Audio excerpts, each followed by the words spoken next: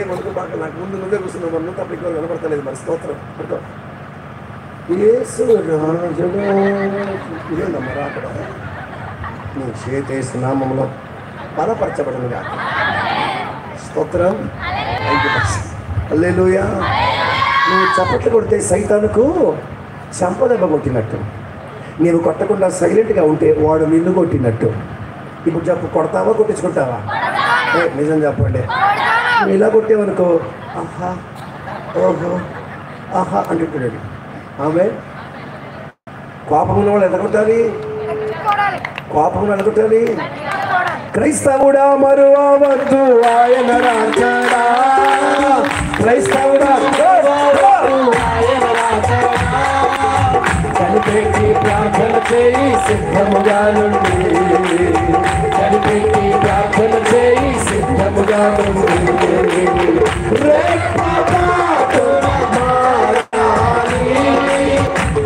ఇంకొక మైక్, ఇంకొక మైక్. యేసయ్యా చెంతకు యేసయ్యా చెంతకు యేసు రాజుగా వచ్చుచున్నాడు,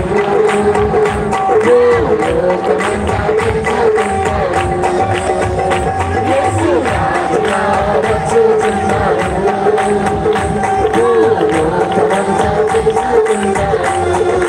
రావి కోటి తేజుడు రమ్యమైన దేవుడు, రావి కోటి తేజుడు రమ్యమైన దేవుడు, రారాజుగా వచ్చుచున్నాడు, యేసు రారాజుగా వచ్చుచున్నాడు, యేసు రారాజుగా వచ్చుచున్నాడు, యేసు రారాజుగా వచ్చుచున్నాడు, యేసు రాజుగా వచ్చుచున్నాడు.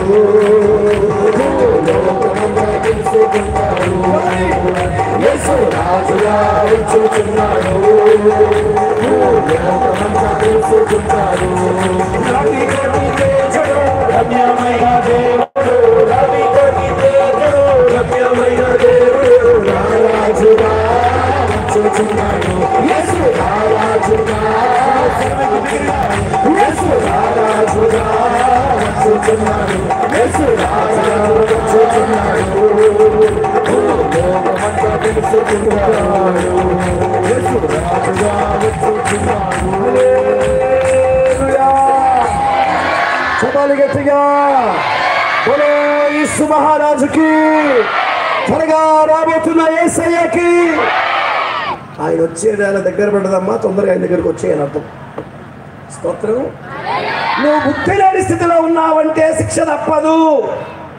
అందుచేత ఈ రాత్రి మన బుద్ధిహీనమైన ప్రతి కార్యమును తొలగించుకొని మన బ్రతుకులను సరిచేసుకుందుముగాక. ఒక్కొక్కటిగా ఎఫ్రాయిము చేసిన బలహీనతలు ఏంటో మీకు చూపిస్తాను. చదవండి. ఫస్ట్ పాయింట్, 4వ అధ్యాయం 17వ వచనం.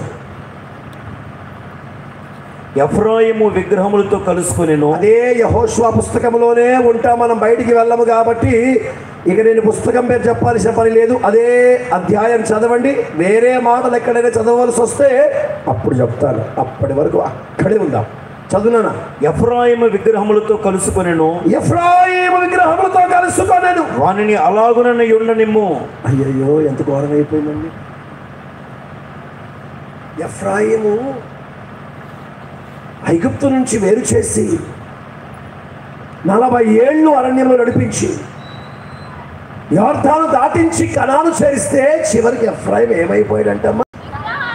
విగ్రహాలతో కలిసిపోయాడు. విగ్రహాలతో కలిసిపోయాడు. మరొక భాషలో, తెలుగు బైబిల్లో విగ్రహాలతో కలిసిపోయాడు ఉంది, కానీ ఆంగ్ల బైబిల్లో ఒక తర్జుమాలో, హీబ్రూ బైబిల్లో, అరమైక్ బైబిల్లో ఏముందో తెలుసా? అతడు విగ్రహారాధనతో కలిసిపోయాడు. హలో ఏమండి, నేను విగ్రహారాధన అనగానే విగ్రహాలు పెట్టుకొని పూజించే వాటి గురించి ప్రస్తావించడం లేదు. వాస్తవంగా విగ్రహారాధన అయినా నిజమైన విశ్వాసకి విగ్రహారాధన అంటే ఏంటో తెలుసా? యేసు ప్రభు కంటే అధికముగా నువ్వు ఎవరిని ప్రేమించినా, దేన్ని ప్రేమించినా అది నీకు ఒక విగ్రహంతో సమానం. ఆమేన్.